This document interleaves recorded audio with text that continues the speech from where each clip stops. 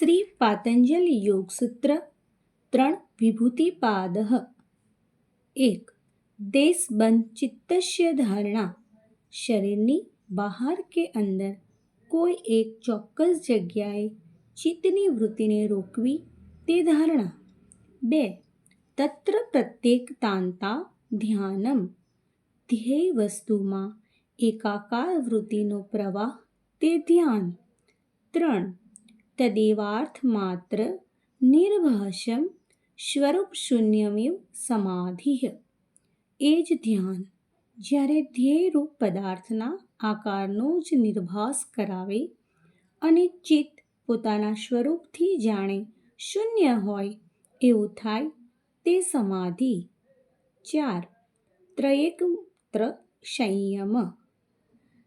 કોઈ એક ચોક્કસ વિષયમાં ધારણા, ધ્યાન અને સમાધિ એ ત્રણેય કરવામાં આવે ત્યારે એ ત્રણેય મળીને સંયમ કહેવાય છે.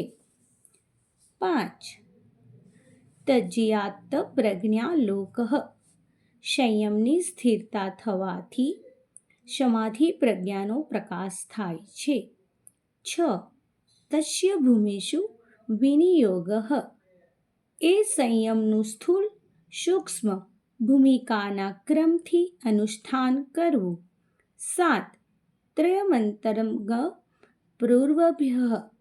યમ નિયમ વગેરે 5 અંગની અપેક્ષાએ સંયમ શબ્દથી કહેવાયેલા ધારણા, ધ્યાન અને સમાધિ એ 3 સંપ્રજ્ઞાત યોગના અંતરંગ સાધનો છે. 8. તદપિ બહિરંગમ નિર્બીજસ્ય. જો કે આ ત્રણેય અસંપ્રજ્ઞાત યોગના બહિરંગ સાધન છે, અસંપ્રજ્ઞાત યોગનું અંતરંગ સાધન કેવળ પરવૈરાગ્ય જ છે. 9. વ્યુત્થાન નિરોધ સંસ્કારયોર ભેવભવ પ્રાદુર્ભાવો નિરોધ ક્ષણ ચિત્તાન્વયો નિરોધ પરિણામ. વ્યુત્થાનના સંસ્કાર દબાઈ જાય અને નિરોધના સંસ્કાર પ્રગટ થાય એ વખતે પ્રત્યેક નિરોધ ક્ષણમાં ચિત્તનો જે અન્વય ધર્મી રૂપીથી સંબંધ તે ચિત્તનું નિરોધ પરિણામ. 10. તસ્ય પ્રશાંત વાહિતા સંસ્કારાત. નિરોધ પરિણામવાળા ચિત્તના સંસ્કારથી ચિત્તની એક સરખી નિરોધ ધારા થાય છે. 11. સર્વાર્થ ત્રૈકાગ્રતયો ક્ષયોદયો ચિત્તસ્ય સમાધિ પરિણામ. વિવિધ પ્રકારના વિષયોનું ચિંતન કરવાથી વૃત્તિનો નાશ થાય અને ઇચ્છિત એક જ ધ્યેય વિષયનું ચિંતન કરનારી એકાગ્રતા અવસ્થાનો ઉદય થાય એ ચિત્તનું સમાધિ પરિણામ છે. 12. તતઃ પુનઃ શાંતોદિતો તુલ્ય પ્રત્યયો ચિત્તેકાગ્રતા પરિણામ. સમાધિ સમયે હર ક્ષણે શાંત થતી વૃત્તિના જેવી જ તરત જ નવી ફૂટતી વૃત્તિ પણ હોય છે. આને ચિત્તનું એકાગ્રતા પરિણામ કહે છે. 13. એતેન ભૂતેન્દ્રિયેષુ ધર્મલક્ષ્મણાવસ્થા પરિણામ વ્યાખ્યાતઃ. ચિત્તના આવા વિવિધ પરિણામ ભેદથી પાંચેય ભૂત અને પાંચેય ઇન્દ્રિયોમાં થતા ધર્મ પરિણામ, લક્ષણ પરિણામ અને અવસ્થા પરિણામની વ્યાખ્યા પણ થઈ જાય છે. 14. શાંતોદિતાવ્યપદેશ્ય ધર્માનુપાતિ ધર્મી. ભૂતકાળ, વર્તમાન અને ભવિષ્યના ધર્મ લક્ષણો વિશે વર્તમાન રૂપે અનુગત થયેલો પદાર્થ તે ધર્મી. 15. ક્રમયાન્વયમ પરિણામન્યત્વે હેતુઃ. એક જ ધર્મીના જુદા જુદા પરિણામ લેવામાં ક્રમની વિવિધતા જ કારણ છે. 16. પરિણામત્રય સંયમાદતીતાનાગત જ્ઞાનમ. ઉપરના ત્રણેય પરિણામોના સંયમ, ધારણા, ધ્યાન, સમાધિ કરવાથી તે પદાર્થની પહેલાંની અને ભવિષ્યની અવસ્થાનું જ્ઞાન થાય છે. 17. શબ્દાર્થ પ્રત્યયાના મિતરેતરાધ્યાસાત શંકરસ્તત્વ પ્રવિભાગ સંયમાત સર્વભૂતહૃત જ્ઞાનમ. ગાય વગેરે શબ્દ, ગાય વગેરે અર્થ અને ગાય વગેરે જ્ઞાન એ ત્રણેયનો એકબીજામાં અધ્યાસ થવાને લીધે શંકર અર્થાત સમનિશ્ચિત જ્ઞાન થાય છે. એમના પ્રવિભાગ એટલે કે ભિન્નતામાં સંયમ સાક્ષાત્કાર કરવાથી સર્વ પ્રાણીઓની વાણી સમજાય છે. 18. સંસ્કાર સાક્ષાત્કરણાત પૂર્વજાતિ જ્ઞાનમ. ચિત્તના સંસ્કારમાં સંયમ કરીને સાક્ષાત્કાર કરવાથી પૂર્વજન્મનું જ્ઞાન થાય છે. પ્રત્યયસ્ય પરચિત્ત જ્ઞાનમ. ચિત્તની વૃત્તિ ઉપર સંયમ કરીને તેનો સાક્ષાત્કાર કરવાથી ચિત્તનું જ્ઞાન થાય છે. ન ચ તત સ આલંબનમ તસ્ય વિષયીભૂતત્વાત. પરંતુ આ પરચિત્તનું જ્ઞાન ચિત્તના આલંબન વિષય પદાર્થનું જ્ઞાન નથી હોતું, કેમ કે તે પદાર્થ સંયમનો વિષય નથી. કાયરૂપ સંયમાત તત ગ્રાહ્ય શક્તિ સ્તંભે ચક્ષુ પ્રકાશ સંપ્રયોગે અંતર્ધાનમ. પોતાના શરીરના રૂપમાં સાક્ષાત્કાર પર્યંત સંયમ કરવાથી તે રૂપની બીજાથી ગ્રહણ કરવાની શક્તિનો પ્રતિબંધ થાય છે. તેથી તે આંખના જ્ઞાનનો વિષય થતું નથી. તેથી અંતર્ધ્યાન સિદ્ધ થાય છે. 22. સોપકર્મ નિરૂપક્રમ ચ કર્મ તત્સંયમાત અપર અંત જ્ઞાનમ અરિષ્ઠેભ્ય વા. કર્મ બે પ્રકારના છે. ફળ આપવાની શરૂઆત થઈ ગઈ હોય તેવા સોપક્રમ અને બીજા નિરૂપક્રમ જેણે હજી ફળ આપવાનું શરૂ નથી કર્યું. આયુષ આપનાર કર્મમાં સંયમ કરવાથી મૃત્યુનું જ્ઞાન થાય છે અથવા અરિષ્ટો દ્વારા પણ આ જ્ઞાન થાય છે. 23.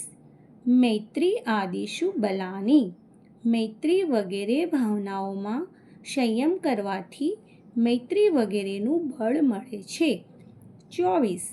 બલેષુ હસ્તી બલાદિની. હાથી વગેરેના શારીરિક બળમાં સંયમ કરવાથી તેવું બળ મળે છે. 25. પ્રવૃત્તિ આલોક ન્યાસાત સૂક્ષ્મ વ્યચહિત વિપ્રકૃષ્ટ જ્ઞાનમ. જ્યોતિષમતી પ્રવૃત્તિનો પ્રકાશ નાખવાથી સૂક્ષ્મ આડશમાં આવેલા અને દૂર દેશમાં રહેલા પદાર્થોનું જ્ઞાન થાય છે. 26. ભુવન જ્ઞાનમ સૂર્ય સંયમાત. સૂર્યમાં સંયમ કરવાથી બધાય લોકોનું જ્ઞાન થાય છે. 27. ચંદ્રે તારા વ્યુહ જ્ઞાનમ. ચંદ્રમાં સંયમ કરવાથી બધા તારાઓની રચનાનું જ્ઞાન થાય છે. 28. ધ્રુવે તદગતિ જ્ઞાનમ. ધ્રુવના તારામાં સંયમ કરવાથી તારાઓની ગતિનું જ્ઞાન થાય છે. 29. નાભિચક્રે કાયવ્યુહ જ્ઞાનમ. નાભિચક્રમાં સંયમ કરવાથી શરીરની રચનાનું જ્ઞાન થાય છે. 30. કંઠકૂપે શ્રુતિપાપાશાની વૃત્તિ. કંઠકૂપમાં સંયમ કરવાથી ભૂખ અને તરસ મટી જાય છે. 31. કૂર્મનાડ્યઃ સ્થૈર્યમ. કૂર્મનાડીમાં સંયમ કરવાથી શરીર અને મન બંને સ્થિર થાય છે. 32. મૂર્ધ જ્યોતિષી સિદ્ધ દર્શનમ. બ્રહ્મરંધ્રના જ્યોતિમાં સંયમ કરવાથી સિદ્ધ પુરુષોના દર્શન થાય છે. 33. પ્રતિભાત વા સર્વમ. અથવા તો પ્રતિભાથી થતા જ્ઞાનથી પણ સર્વજ્ઞાન થાય છે.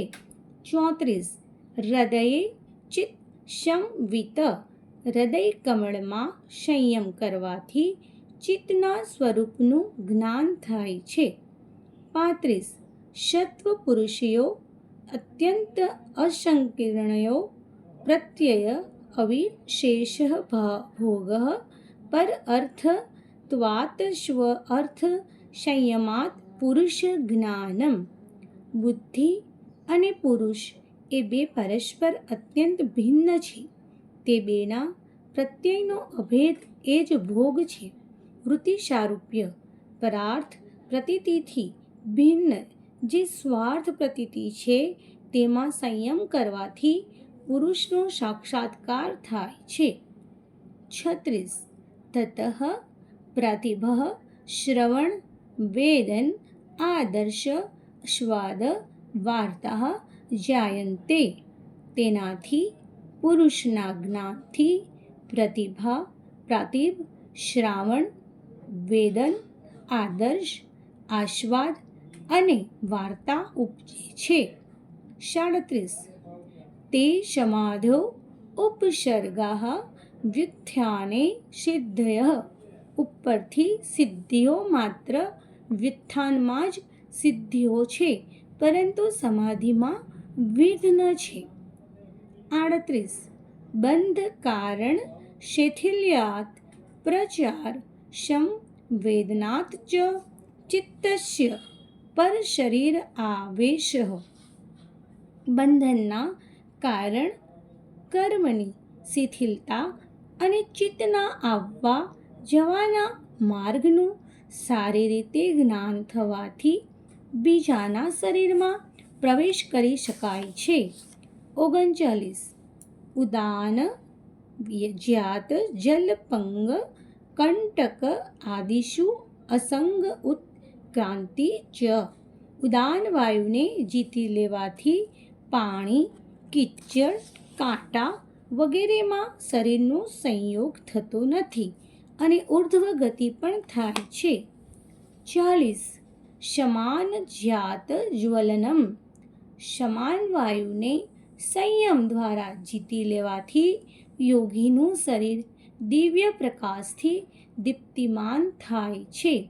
41 શ્રોત્રાકશયો સંબંધ સંયમાત દિવ્યમ સ્ત્રોતમ. શ્રવેન્દ્રિય અને આકાશના સંબંધમાં સંયમ કરવાથી શ્રવેન્દ્રિય દિવ્ય થાય છે. 42 કાય આકાશયો સંબંધ સંયમાત લઘુ તુલ સમાપતે ચ આકાશગમનમ.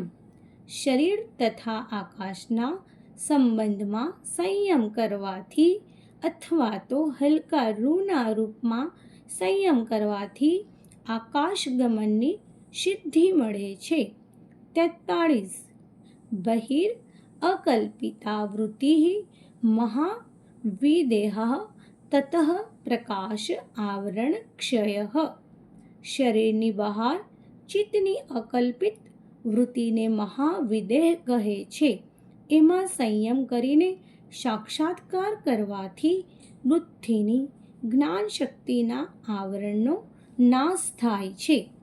44 સ્થૂલ સ્વરૂપ સૂક્ષ્માન્વ્યાર્થ તત સ્વ સંયમાત ભૂતજય.